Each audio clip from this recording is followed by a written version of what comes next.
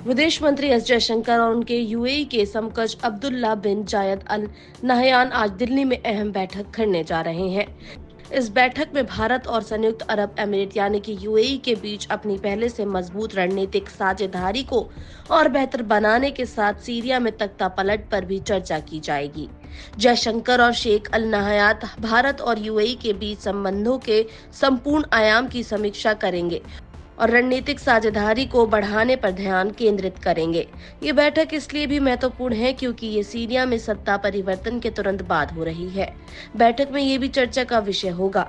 दरअसल पश्चिम एशिया एक महत्वपूर्ण मोड़ पर है क्योंकि एक ओर इजराइल और ईरान के बीच तनाव बढ़ रहा है, वहीं दूसरी ओर सीरिया में स्थिति बेहद अस्थिर है और तुर्की भी सीरिया पर हमला कर रहा है। बशर अल असद को मॉस्को में शरण दी गई है और रूस भूमध्य सागर तक अपनी पहुंच खो बैठा है।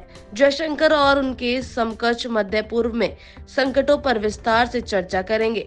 वहीं जयशंकर और शेख अल नहयान भारत और यूएई के बीच द्विपक्षीय रिश्तों को और बेहतर बनाने पर भी वार्ता करेंगे। दोनों के बीच व्यापार, निवेश, सांस्कृतिक और वैज्ञानिक संबंध बढ़ाने पर बातचीत होगी।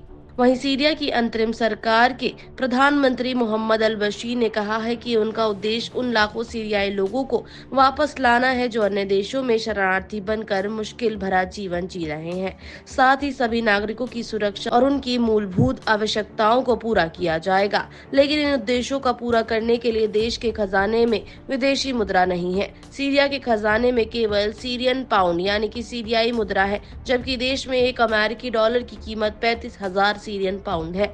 देश की आर्थिक स्थिति खराब है।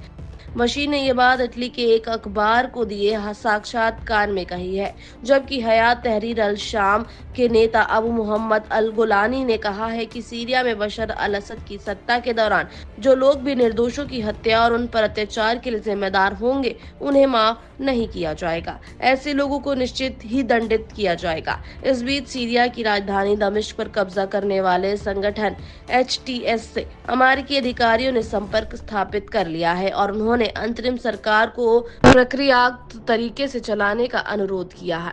अमेरिकी विदेश मंत्री एंटनी ब्लिंकन ने कहा है कि नई सरकार को अल्पसंख्यकों के अधिकारों का सम्मान करना चाहिए।